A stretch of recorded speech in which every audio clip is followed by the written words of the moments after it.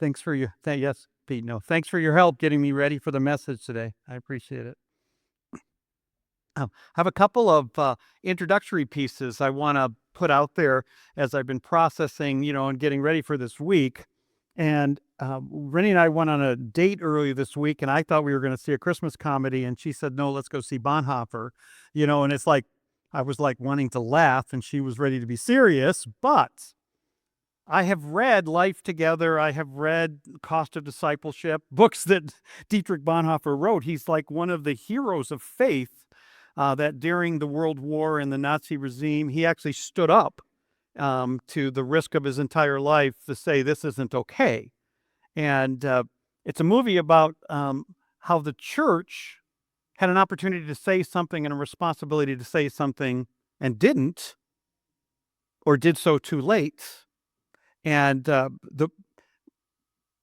highly recommend it, but you're going to have to see it with somebody you can talk about it afterwards. And very, very grateful for this life. Now, he's got some very famous quotes. One of the most applicable to the season of the 6 million Jews killed during the Holocaust was silence in the face of evil itself is actually evil.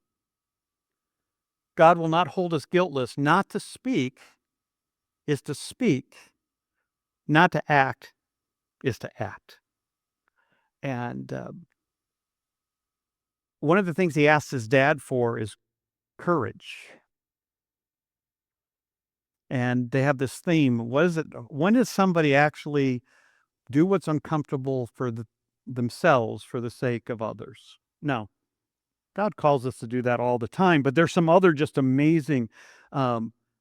He wrote all during this period prolifically. Every day had a journal, and salvation's free, but discipleship will cost you your life. And then he had these. The second one's on marriage. Don't go there yet, but here's this next one. Your life as a Christian should make non-believers question their disbelief in God. He doesn't say your words. He says your life. Right? But this marriage quote, I don't think I'm going to do any more marriage counseling without this moment. It's not your love that sustains your marriage, but from now on, the marriage sustains your love. That is not a little thing written in a fortune cookie. That is like transformative to realize that commitment changes the way we live, right? Now, during these world wars, he wrote these incredible long-lasting books on disciple making, Life Together, about what it was like to train a next generation of leaders to lead faith while the Holocaust is going on. The Cost of Discipleship, about living a life that he had many times he was free and apart from all that was going on, and he always chose to go back into the middle of it when everybody else was telling him you could be way more helpful not to. But he was listening to the Holy Spirit, not to other people, right? Then letters and papers from prison. He took journals and notes during the whole time of his captivity, and he's hung a month before the war ends. And stuff that he wrote in all those journals there's many books published after his death because they found all of his journals, right? Letters from prison, Psalms, the prayer book of the Bible. But then the book I'm reading through the holidays this year, he did an Advent book, and then later they took pieces from all the things he wrote and added to it. But he wrote this right the year before he was in prison, although he lived all the time like as a Christian who was like standing up. He got to preach one message in church because he got up and said what God wanted him to say and what the Bible said, and that was the last time he got to preach. He said, well, if I only get to preach once, I'll make sure it's what God says. And so it's God in the Manger, Reflections on Advent. But the movie is a compilation of what it means to stand up and lead others in the face of, now we're living, the Ukraine war has gone on too long. What's going, the Holocaust in Israel again. from a year ago, their 9/11 event. So we're like just the massacres that happened, and then people persecuting Israel for standing up for defending themselves. Um, it's interesting because, see, we're in Nehemiah 3, where for too long the city of Jerusalem, the people of Israel, live trusting their God was in charge, and Nehemiah is charged with it's not okay just to have the worship restored if their life together is not restored. And all of this just leads into the whole environment of what we're seeing today. So this weekend, as we were doing our morning devotions, Rennie goes, well, how big is Israel? So I said, it's the size of New Jersey, and it's got water on one side. Israel's slightly bigger, but not all the land is usable. And they both have around 9 million residents. So I want you to picture New Jersey surrounded by the guns of the world. When you think of all of who they're fighting and all the proxies and going on, right? But secondly, of the 9 million people in Israel today, 75% are Jewish.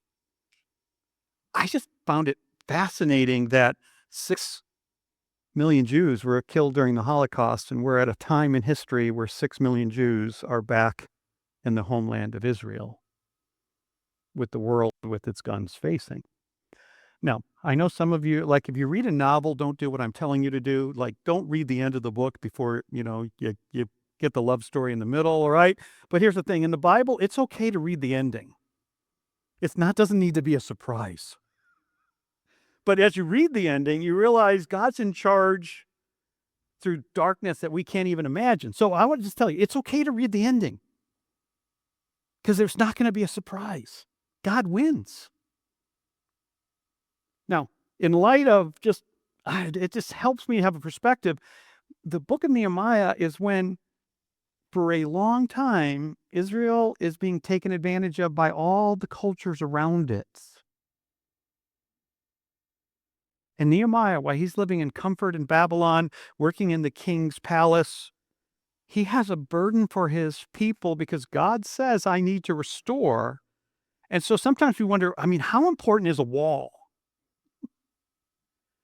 But when they go through the detail we're going to look at today about putting on the timbers for the gates and the ironworks and the locks, you start to realize having a secure place says it's an evidence of God's sovereignty and protection versus the vulnerability they lived in every day. So interesting also to me is that all of Nehemiah 2 and 3 and 4 happen in 1 year, 444 BC. It all happens in a year. Now, it's 4 months between when he gets his burden and when he tells the king he's sad, and then he has to travel there. But since that's in March, April, all of this happens in a year. And the wall gets built in 53 days. It's been a long time with nobody touching it.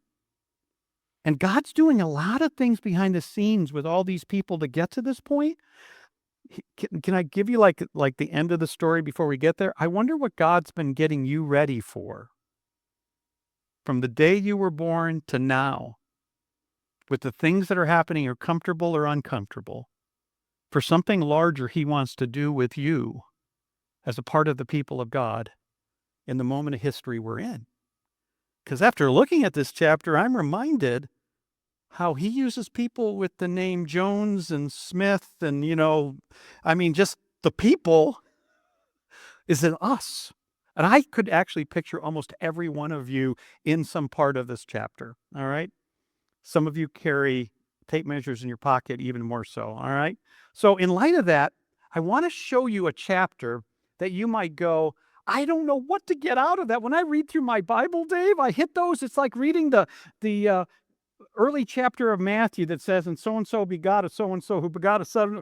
What in the world am I supposed to do with that chapter? Oh, sometime I'll show you.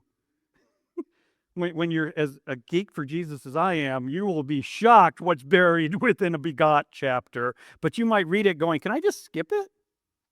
But and by the way, my fault. It says Nehemiah 2 at the top of your insert. It's 3. I missed that when I created it.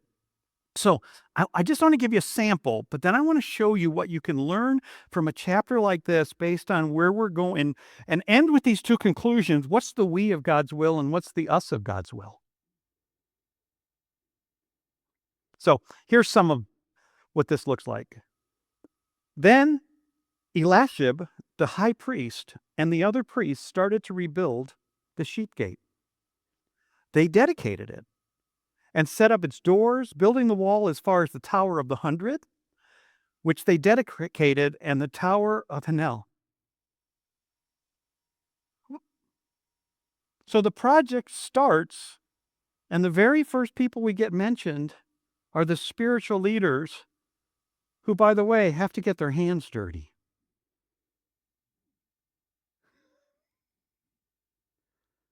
I don't think it's an accident that it starts. By the way, and the spiritual leaders have been okay having a temple but not having a wall. And Nehemiah says that actually isn't God's plan.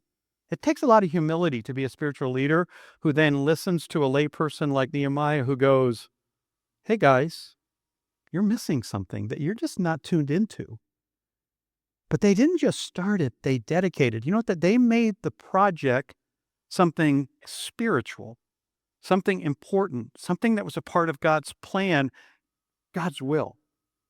So there's inside of those that little paragraph, there's a lot hidden. Why did they let it go so long and do nothing? Why did they not care about the wall? Why did they not care about security? And he goes on, the fish gate was built by the sons of Hassaniah. They laid the beams, set up the doors, installed its bolts and bars. You know, it was only right before that Nehemiah goes, this needs to be done. He kept it secret. He checked it out. The rubble was so bad he couldn't get his donkey through the opening. But remember, he had been sent by the king and he said, well, here's what I need. If they built that door that wall in 53 days, there had to be ironworks already in play. Because that's how you make bolts and the hinges.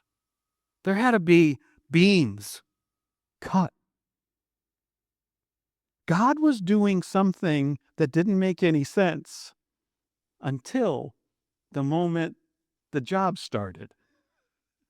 But can you imagine they start building the wall, but they have nothing for gates? How secure is a town with no city gates on all of the towers? It's probably less secure because you have less places to escape. Then Meremuth repaired the next section of the wall. Now, when it says a person, he didn't go pick up 300-pound rocks by himself, clear the rubble. It meant the people that he knew, his clan, his friends, his family. I think there's 38 unique tribes or collectives or people who led sections of the project.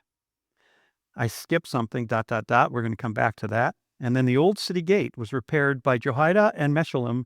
They laid beams, set up the doors, installed bolts and bars. So here's what he's saying. There's a big job. And do you know what it meant? A lot of people had to sit down and stop doing what they were already doing. This was one of those take a pause from your normal life, and this takes precedent moments. How do you get a whole bunch of people to stop being so busy and doing what's already on the agenda and doing their own thing to get on the same page? That by itself sounds like, but God, right? Starting in verse 6. Next to them were Melatiah from Gibeon, Jadon from Maranoth. Wait a minute, these aren't even people from Israel. I mean, God is reaching out and saying, hey, the rest of you, people from Gibeon, the people from Mizpah, the headquarters of the governor of the province west of the Euphrates River. It's like, hey guys, Israel being secure is something we all need to partner with. Now, that would be a direct threat to their political dominance, and they're contributing. So if you don't, you're like, well, what's going on there? Like, who are the other 25% who live in Israel today?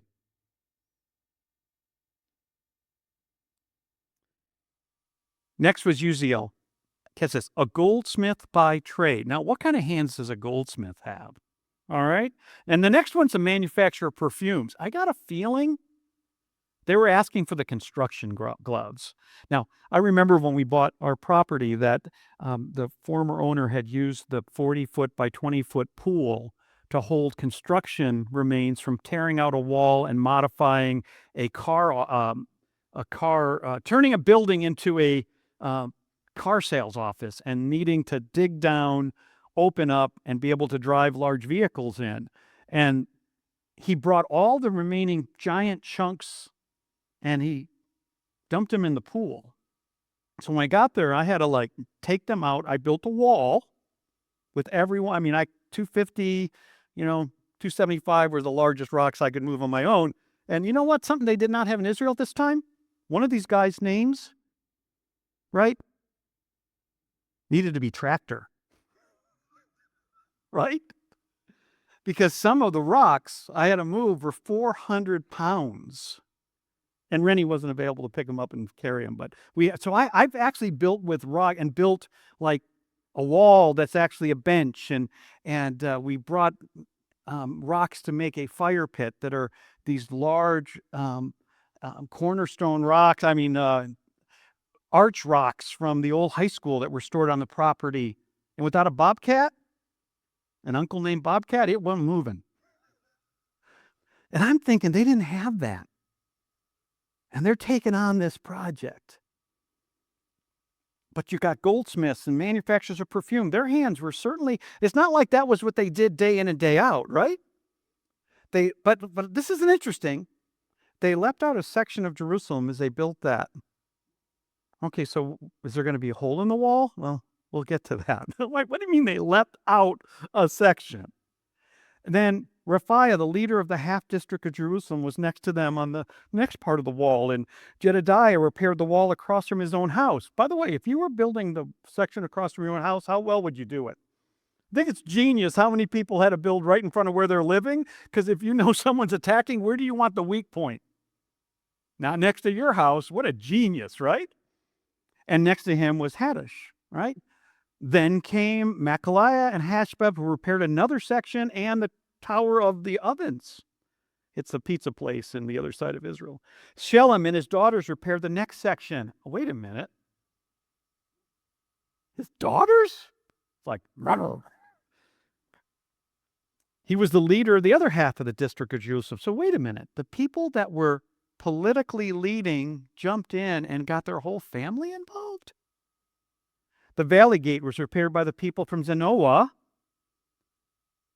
I think The Rock in all the movies he's in, I think he's from Zanoah, because I think they describe these guys. Listen to this.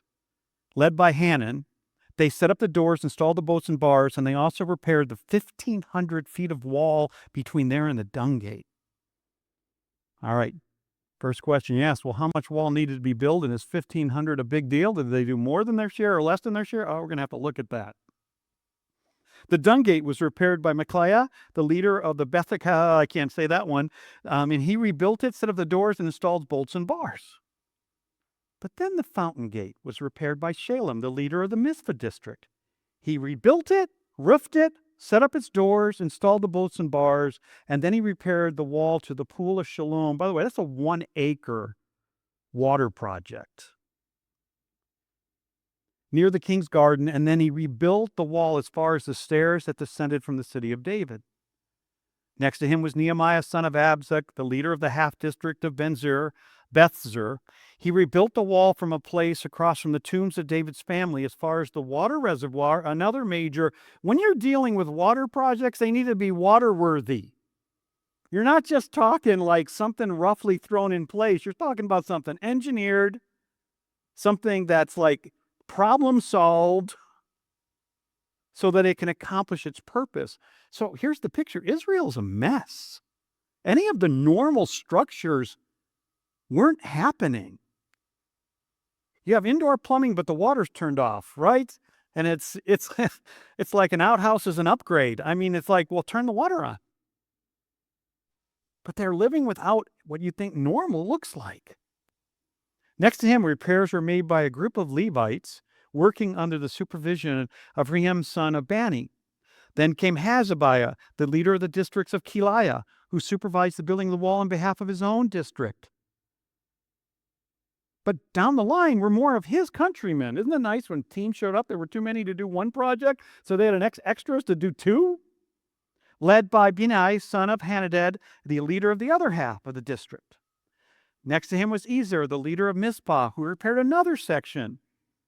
Next to him was Baruch, who zealously repaired an additional section from the angle to the door of the house of the high priest. Now, it goes and goes and goes with these practical insights of who's doing this, but then we get to this one, and it hints at it at the beginning and then talks about the people later. Then came the people of Tekoa, who repaired another section across from the great projecting tower. But their nobles would not put their shoulders to the work of the Lord. Because they weren't, some of the people go, hey, I'm not going to let your supervisors tell me what to do. I am superior to that. Their people worked while their leaders said, if I'm not in charge, I'm not doing it. So we do have some sections of the wall unfinished. We have other sections that somebody goes, well, you do the work, but I'm not helping because it's not done because I'm not in charge. So just in case you think it's just all wonderful and easy, it's actually pretty real to what happens, right? Then, of course, from the horse gate, the priests repaired the wall. Each one repaired the section immediately across from his own house. Starts, ends, middle. It was unlikely people stopping what they're doing to do something they probably had never done before, but because it was time to do it, right? And then the last part of the section is Malchijah, one of the goldsmiths, repaired the walls as far as the housing for the temple servants and the merchants, across from the inspection gate. And then he continued as far as the upper room at that corner. The other goldsmiths and merchants repaired the wall from that corner to the sheep gate. What's going on? Why are they doing what they're doing? Is it easy? They're moving stones. They're moving rubble. They're building something to bring God's purposes into clear focus. So one of the questions I asked for the engineers in the room is, well, how big was the project? We kind of like to know that before we have to get materials. 15,000 linear feet. Now, there's 38 teams, although a few of them actually do more than one section, and we'll get to that. And then others, it's like okay, they've spilled over to do a second, but here's the thing. If there are 38 teams mentioned, that would mean if everyone did their part, but life's not even, all right? But if everyone did their part, every team would have done 395 linear feet of repair. Although, to be honest, some people were doing gates, which meant you were going up. And, different size projects, but did God ask everyone to do the same amount? Answer, no. So I've had the advantage of looking at this for 2 weeks. I'm hoping you will read and bring your insights to this because I'm only like a rock skip, going to hit some highlights here. But why would the Bible go out of its way to have details on such a practical project and who's involved and because we're going to be facing this kind of stuff through the whole story. I mean, sharing a facility, the whole adventure we've had as a church to do what we do and to touch lives all around us. Because there's this, there's some of this. What does that look like? So here are a few of the insights that I couldn't miss as I was walking through this. Number one, spiritual leaders who are leaders in God's appointed rebuilt are also leaders in the projects God gives. They do both the physical work, but also dedicate it to God. There's this both and. It's not spiritual only. It's real life. And when you look at Jesus in the Gospels, you hear, his practical training, his career, what he did, who he worked with, how he was raised, you realize he didn't just come and say, all I do is teach on the corner. He had a career. All the people he called to travel with him, they had a career. And from Genesis, we find out that when God said that work is a part of our job, can I tell you, there are people that do their work well, and there are people that are kind of lax at their work. And biblically, our work is actually to God as a gift, not to our boss and not to our paycheck. I think we have this incredible picture of what it takes for a lot of people to bring the best they had, knowing we all could bring something different. Second insight, outsiders contribute. Got to really be careful not to make God's whole story and Israel's whole story and the church's story about some very mono group of people. And that's part of the whole Bonhoeffer story and the whole thing that happened. Hitler actually got rid of the Bible that talked about God's people being the Hebrews and the Jews and republished the Bible, and the 10 Commandments became 12. Jesus became an Aryan. They literally changed the text of the Bible. And the church taught it. But God's story's always been a part of the both and the all. It's not a one-color story. People from outside Jerusalem, both Jews and non-Jews, contribute physical energy to rebuilding the wall.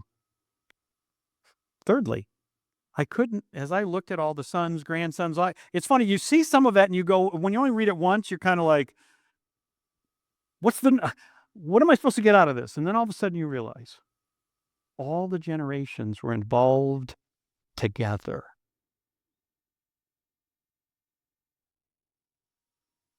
I said to Abby and Grace, I said, the little miniature coffee cup you give me when you're here, like the little tiny, shot one downstairs for the one shot of coffee, because I have to have, if I'm having a little donut or cookie, I got to have a little bit.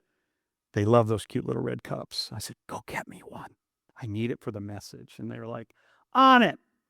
I'm just laughing. It's just, we all contribute to the story, right? Whole families joined in the work. It was also a collaborative effort. The scope meant things were bigger than what one of us could do alone. There's nothing in the story of Christianity that's a soloist's role. It's all an orchestra where we all contribute our parts to a larger story, right? This was fascinating to me. It's a 2-slide one. Faithful leaders rebuild. Each individual in their team took on the size of the project that they could handle, and they finished what they started. Now, here's some of those examples. Hidden inside of this, treasures inside of this chapter. If you didn't map out like I did the different people, there's Meremoth. He's actually in there twice. Because he finishes the first project and then says, he doesn't go, good, I can go on vacation. I can find my recliner. He actually then takes on a second project. It's like, this is for God, give me more. He completes 2 distinct projects with his team. Now, maybe they were contractors by nature and had a few bobcats. But here's the thing. They knew what they were doing, and they got it done. But also, Hanan, it says he led his team, once they got done with their main project, to complete an additional 1,500 linear feet of wall. Man, I'm just picturing them. They're moving at the speed of my wife, Rennie. Because I don't understand it, but if you have 15,000 linear feet and 38 teams, and they average 397 square or linear feet to get done, and they do an extra 1,500, they're doing a whole bunch of other people's work Because here's the thing, it isn't what's your work and my work, it's what's our work.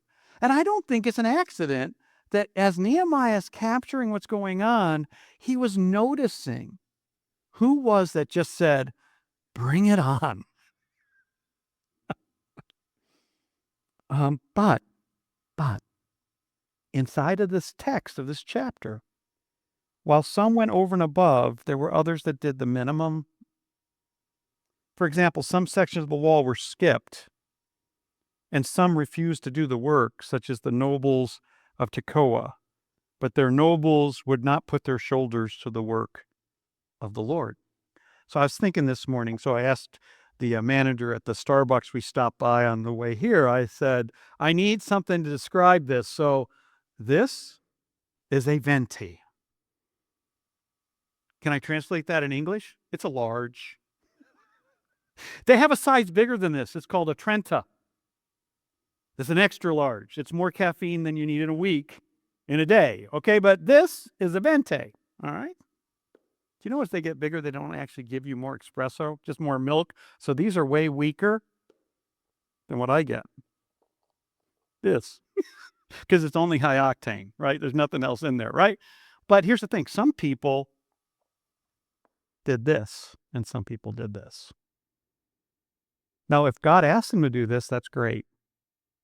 But since this is not a size they normally sell, and we have grande, help me, what's the small, and a short. One of these is a short, and I have no idea what the other one's called. But here's the thing. All of this, people did whatever was the capacity God had asked them to do. And in the end,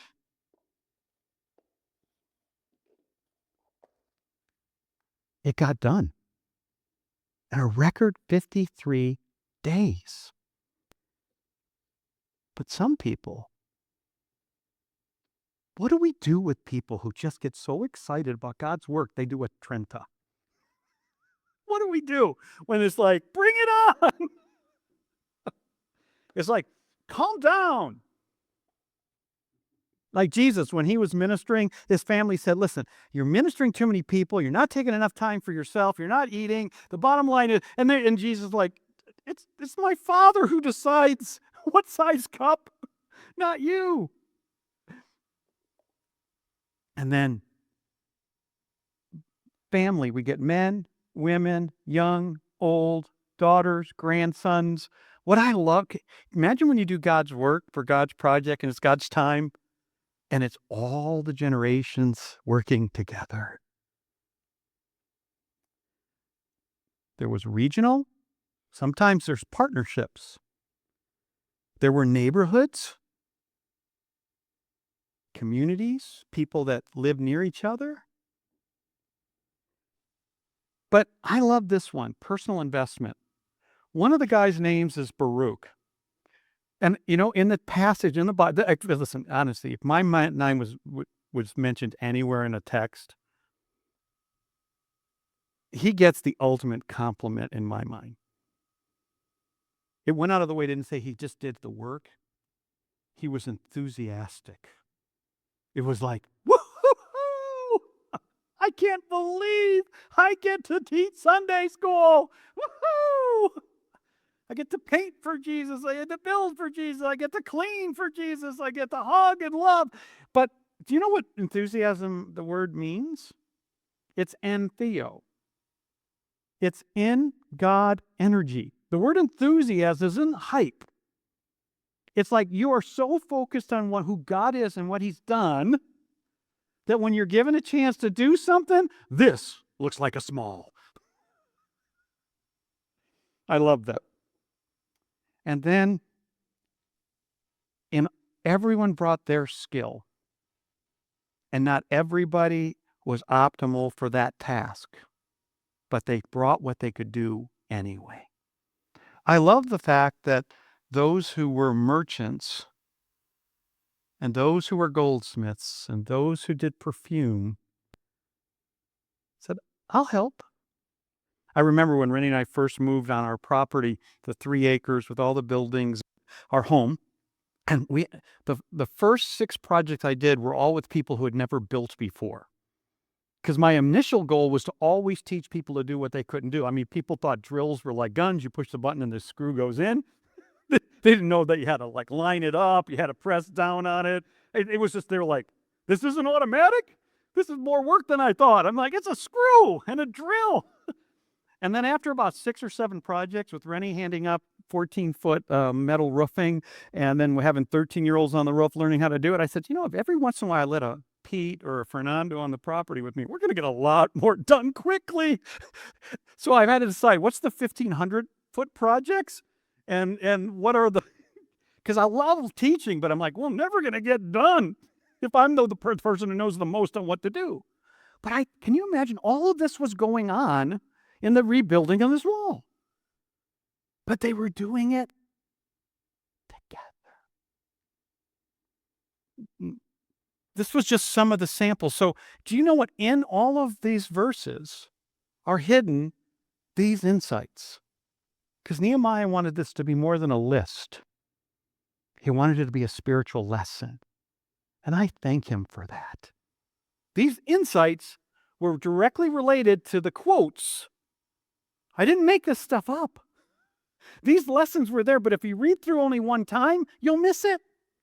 Now, those that build regularly, you were catching it as we went along. You were, oh, wait a minute, I know exactly who I've asked to show up for projects and who doesn't show up and who does show up and who takes too many breaks and, But there are 2 boxes at the bottom of your notes. The first is the we of God's will. One of the things I love about grace is how clear our purposes are. First, glorify God. Second, to help each other grow in glorifying God. Thirdly, is to help people who've never had a sense of what God's doing have a chance to glorify God. That's it. And then there's some flavors to it. Multi-generational, multi-gender, it's almost like notes right out of Nehemiah here. Finish what you start. But really, the purpose is so clear. But it's really, really been aligned about what we do together. It's not a solo sport. So, you know what the we of God's will is? God's plan becomes our plan. If you see the Bonhoeffer movie, you will realize what it took, that no solo individual was going to be able to take on the Nazi machine as they were leading up towards taking over a culture and then annihilating 6 million Jews and imprisoning countless others who just didn't agree with them. And the we, because there is no I in God's plan. But secondly, there's an us. Now, it's funny, you know how us works? The first part of us is I have to say yes. There were the leaders at the coast. I'm not helping them do that. They're not doing it my way. I'm not in charge. No. There is actually an obedience where we say, okay, God, if you have a plan, count me in. But it doesn't stop there, because it's not about a bunch of individuals, because then the next step is, when I say yes, it's because I'm a part of a we. That's what makes Sunday morning so special, when we worship together, when we pray together, when we eat together, but when we hear from God. So what I'd love to do is remind you this week, would you read all of Nehemiah chapter 3 and look for the insights that Nehemiah treasured in this passage? Go on a treasure hunt and ask him, what do you want me to say yes to as a part of the larger things you're doing in the whole world around us right now? So we're not just on our own plan, our own schedule, our own convenience, but we hear from God and we say yes. Lord Jesus, thank you for who you are, what you're doing, what you're asking of each of us. I thank you that this gentleman named Nehemiah took time to hear from you, to know it was your burden, to pray, to plan, and to say yes. But you didn't leave him hanging. And then a record 53 days of transformation that you'd been working on for hundreds of years. Father, I bet there's a lot of that going on in our world too right now, and I don't want to miss it. What do you need me to do? What do you need us to do? To say yes to what you're doing right now in our history. In Jesus' name, amen.